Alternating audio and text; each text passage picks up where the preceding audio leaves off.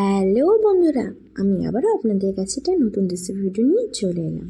মোচার চপ। এই রেসিপিটি মুড়ি কিংবা চায়ের সাথে খেতে গরম গরম খুবই টেস্টি। আমি এখানে কাঁচা আলুগুলোকে সুন্দরভাবে ছাড়িয়ে নিয়েছি, দিয়ে ডুমো ডুমো করে কেটে নিয়েছি। তারপর একটা গ্যাস ওভেন অন করে তাতে কড়াই বসিয়ে আমি তার মধ্যে কিছুটা পরিমাণ জল দিয়ে দেবো। জল দিয়ে দেওয়ার পর দিয়ে দেবো লবণ। লবণ দেওয়ার পর জলটা ফুটে এলে আলুগুলো সবকটা দিয়ে দেবো। A few moments later. পর দেখবো আলুগুলো সিদ্ধ হয়েছে কিনা।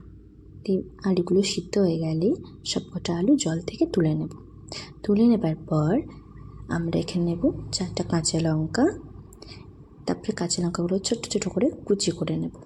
আমরা এখানে কিছু সামান্য উপকরণ নেব, তাই জন্য নিচ্ছি কাঁচা লঙ্কা আর নেব রসুন। রসুন আমরা এখানে 4-5 কোয়া নিয়েছি।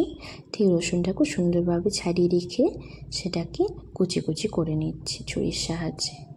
রসুনগুলো টুকরো টুকরো করা হয়ে গেলে আর যে যে উপকরণগুলি লাগবে সেগুলো নিয়ে নিচ্ছি। এখানে নিয়েছি কুচনো পেঁয়াজ, আদা ছাড়ানো একটুখানি, কাঁচা লঙ্কা কুচানো, রসুন কুচানো আর বাদাম নিয়েছি।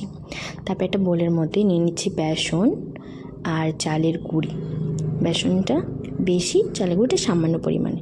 তারপর দিচ্ছি লঙ্কা গুঁড়ো, তারপর হলুদ গুঁড়ো, তারপর দেবো জিরে গুঁড়ো, তারপর দিয়ে দিলাম ধনে গুঁড়ো সামান্য পরিমাণে।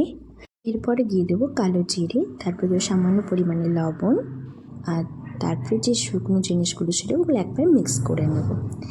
মিক্স করে নেওয়ার পর একটু একটু করে সামান্য জল দিয়ে ভালো করে ব্যাটারটা বানিয়ে নেব।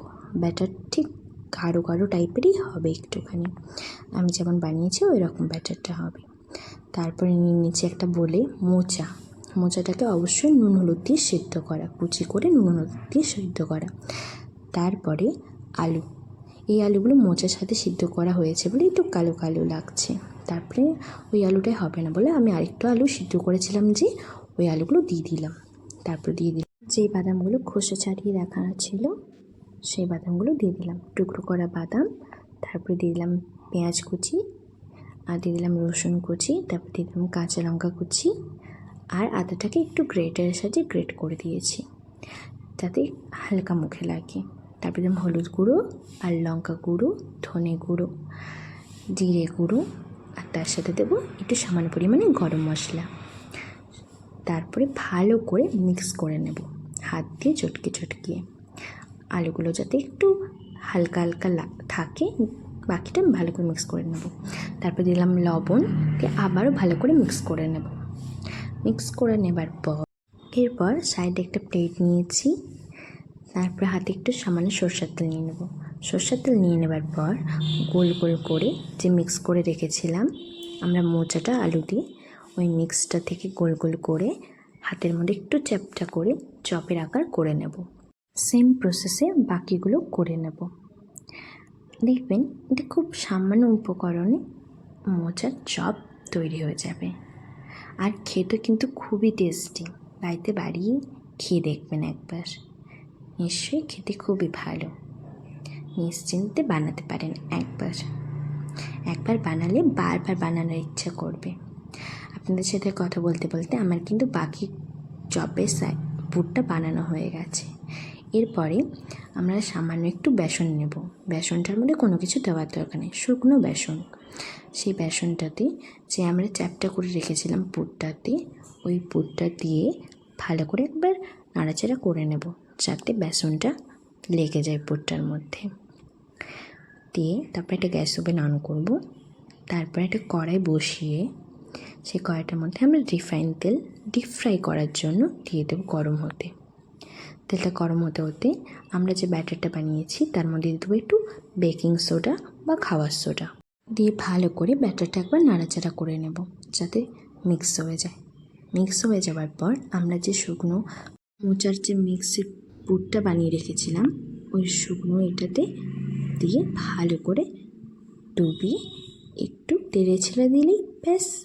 তেলটা অবশ্যই একটু গরম হবে ভালো মতন, তারপরে তেলে ছেড়ে দিলেই ব্যাস আমাদের চপ ভাজার জন্য একবারে চপ রেডি।